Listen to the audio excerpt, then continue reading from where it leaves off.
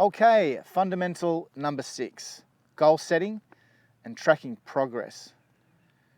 David says, taking an honest look at your game is key to knowing what you need to do to improve.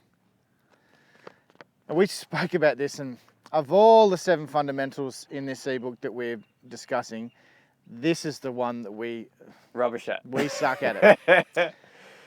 And just analysing it, I think what it comes down to is that a lot of people don't really like to look at themselves. Yeah, accountability, self-accountability is It's a tough one. It is a tough one. So looking yourself in the mirror, looking at your golf game and where it's at, we don't tend to like to do that because we don't like to see what's there. And goal setting is something it's one of those skills that's not really taught. It's throughout school and all different things. The stats out there that the top 3% of people on the planet goal set, and those Is that right? And those that do, are in a much higher success bracket. Yeah. Regardless of what we're talking about. Now, That makes sense. My golfing career, I was really poor at this. But I think a lot of it was because I didn't really understand, maybe I set a couple of goals early and didn't achieve them and went, well, I'm not going to do that again. Well, that's right. And we've all done that. We've set goals that we didn't achieve. I mean, you and I both wanted to hit the PGA Tour at one stage. Absolutely, so there's a goal that we didn't achieve. And there are other goals there that we didn't achieve. And then you get a bit despondent about it. You don't want to set more goals because you don't want that disappointment. But the whole point there is that you have to set goals that are achievable, but are challenging. Setting goals it's setting a mark of where you want to, what you want to achieve. The art to it is not to stay married to that. Mm-hmm. What it does is it gives you a place where to start to shoot for. Yeah. And then inevitably in life and in golf and all sorts of things, we get to a certain point and we go off into this direction. Yeah, and look, things happen.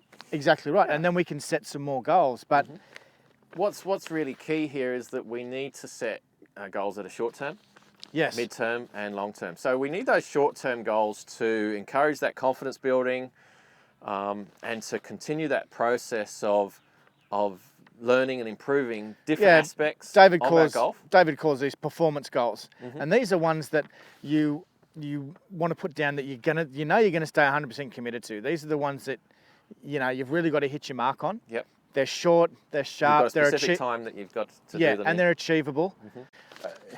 First, I think you have to have, you need to set that ultimate goal.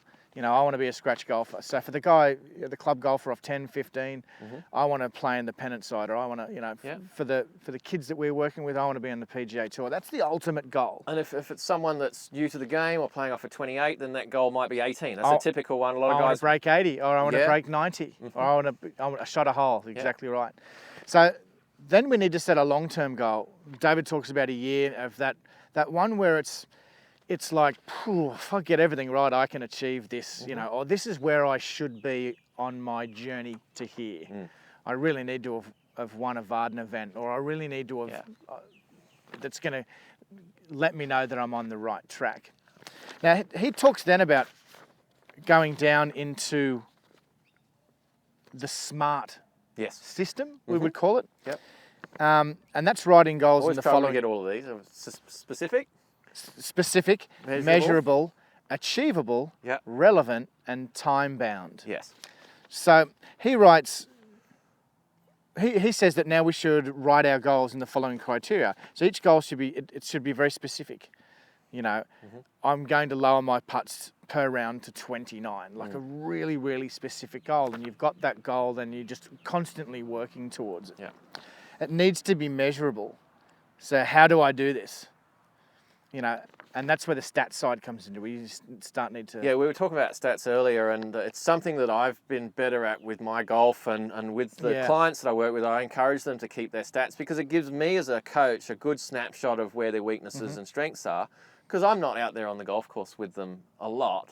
So to see that snapshot of a good app it really does help me and helps them to. And you've noticed with a couple of your clients, one you were talking about in particular, where if he doesn't have these stats and these measurable stats in place, not there. The structure, then he really suffers. Yeah, for sure. The practice isn't as effective. The concentration's not there, and there are definitely domino some players effect through the game that achieve more with this structure. A couple of good apps that I use for myself and my clients. There's one called UR Caddy, the letter U, the letter R, and Caddy, C-A-W-Y, or Off Course is another one. So a couple of free apps. Yes, there's some paid versions out there that go into a lot more detail, but for your average once-a-week golfer, there are a couple of free apps that will give you a good snapshot of where your misses are, what your scrambling is like, what your bunker saves are like, or these sorts of things. Regardless of the golfer, like if you're a passionate 22 handicap golfer and you want to dive deep into this stuff, be our guest. Like, it's only going to improve your golf the more you go into it, and the more you can identify some problem areas. Well, that's right. You have more awareness of where your golf is at. Yep. And it can highlight a really expensive app, an in-depth one can highlight that you might have a problem with your 6-iron, or that from inside that 50-meter range that you're really having too many shots or missing too many greens, or every time you miss it left, your percentages of making par are 40% less than if you miss it right. It really does go that in depth. Some are very in depth. Now the third bit is achievable and challenging. So set yourself a target that is not too easy nor too hard to achieve. So this is that finding that balance of that ultimate goal of setting it here, but like if you're just going to be falling short all the time, that can give you a lot of limiting self-beliefs and can really hurt your psyche on that, can't it? Yeah, and the other way is I've worked with some players and we've set some goals and then they've achieved them and then they felt a little lost. So the goal was obviously a little bit too easy. Yep. And then they haven't known what to do and then the structure's gone. That's fine though if you keep continually set goals. That's the key here is that once you've achieved something, then you've got to set a new short-term goal. Absolutely. To continue that structure. And then we move into relevance. Is this goal relevant? In other words, is it going to help me become a better player? If your putting is currently the best part of your game, but you hit just a few fairways, then putting is not the most relevant thing to practice on. That's where those stats come in. And that's where stats comes into it. Really important to have that awareness of where your game is right now, identifying your strengths and your weaknesses. If you're pounding the range 5 days a week hitting balls, but yet you can't get up and down to save yourself. We know a few players like that. Yeah, absolutely. Or if you're pounding the range 4 or 5 days, but every time you get off the fairway into a funky lie, you don't know how to play it. The stats and all of this stuff is really helpful in identifying the weaknesses and where you should practice. And I really believe that our goals aren't just for the scores and greens hit and putts. I think your goals need to be part of your practice. And we're going to go into that a little bit more detail with our last fundamental, which is effective practice. Yep. It's really important for you to set some goals with your practice. So that means your practice is going to have more structure. You're going to have more idea of what you're trying to achieve when you go to the range or you go to a practice putting green. And it's really going to get you to get a lot more out of your practice that way. That's really key. Now the last one is time bound. And he writes, as an example, I want to hit this target within 8 weeks. Why it's important is, and again, you don't stay married to it. Like it's not, if you don't hit the 8 weeks, you stop and you go, well, I didn't achieve it. Yep. What it does is it sets some accountability and some time factor for you. So it's a motivator. It is. Yeah. If you say, I've got 4 months to do this, inevitably, we do it in the last week of that 4 months. That's just in anything. If we've got 4 months to paint the house, it gets done with right on time. And that's why these goals are, these targets are important to set. So David finishes this fundamental with saying, mental coaching is one way to stay accountable in how you're using your time and whether you are progressing.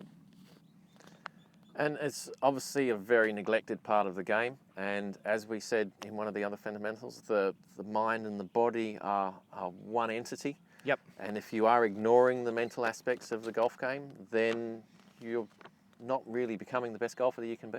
Absolutely. The mental game is probably the least practiced. Yes, for sure. And goal setting and stat taking, apart from the elite golfers, which are introduced to this by their coaches normally. Oh, for sure. I wouldn't go anywhere near it other than their coach saying, you've got to do this. So I think for you guys out there that are listening to this, you now have like a little little ledge, a little step above every other golfer out there that's not doing this. If you can just set some goals, read it in the present, take a few stats, you are so far ahead of the game. Yeah, and look, we get it. We know that this is a difficult thing to do from a confidence perspective, because we don't necessarily want to have a look at ourselves, like we said before, but it really only takes a few minutes. Yeah. And keeping stats on one of these apps that I've mentioned to you, it only takes a few minutes after a round of golf as well. It does. It really doesn't take Being long. accountable to somebody else is hard. Being accountable to yourself is even harder. Yeah. But those that, like those little 1%ers, those that can chip away and just do, it really elevates them. Yeah. It's only doing this much, but it adds this much. It's really going to help you with your structure to your practice and the structure to how you go about trying to improve. Yeah, so give it a crack.